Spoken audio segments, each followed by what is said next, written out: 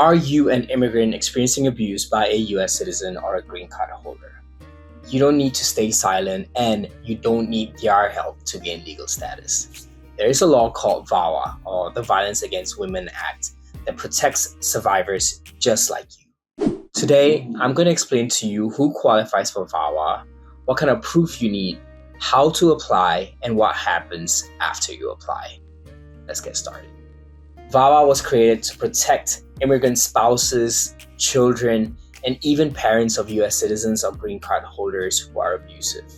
It allows for the immigrant victims to apply for a green card without their abuser's knowledge or their help. This means that even if the immigrant is afraid of leaving their abuser because they are dependent on them for immigration purposes, VAWA is an option. To qualify for VAWA, you must first have a relationship with a US citizen or a green card holder. Now, there are three categories of people that may qualify for VAWA. One is if you are the spouse or the ex-spouse of a US citizen or a green card holder.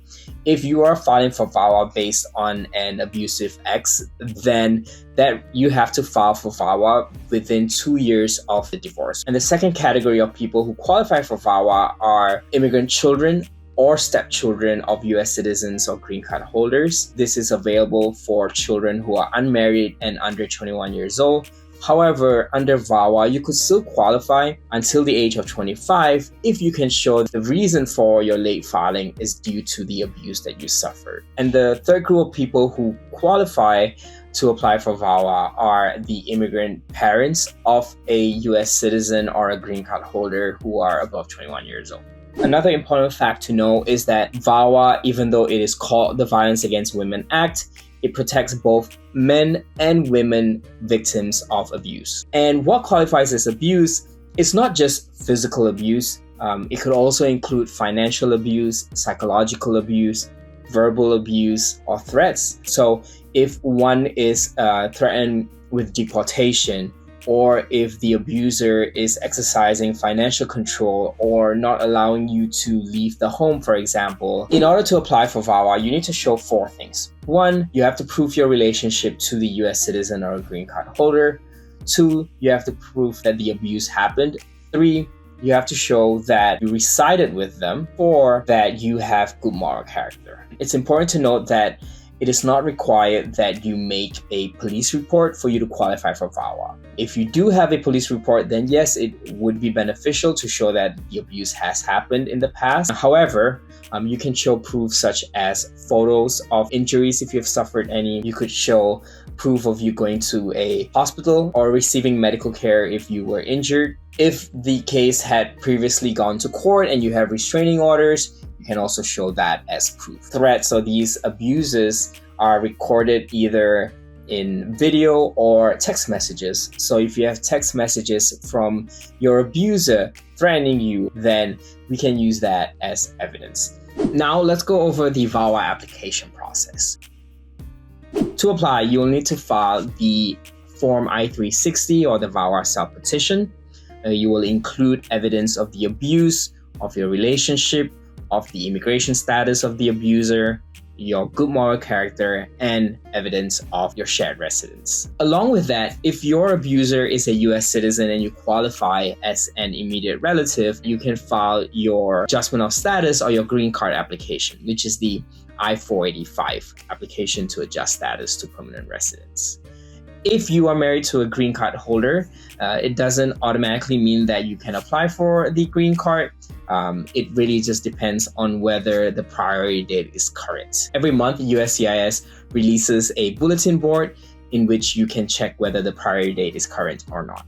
If the priority date is current, then you can file your I-485 along with your I-360.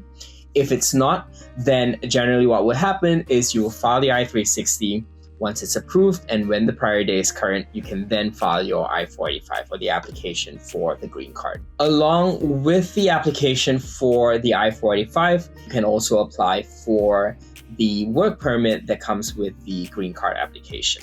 Another important thing to remember is because VAWA is an application that is confidential, the application itself allows you to put a mailing address that is different from your residential address. And this is especially important if you are living with your abuser and you don't want the abuser to know that you are filing for VAWA for your safety. If I'm working with a client, usually the attorney's office serves as the mailing address. Now, what happens after you file for the VAWA application? VAWA processing time is usually within 16 to 24 months, so about 2 years.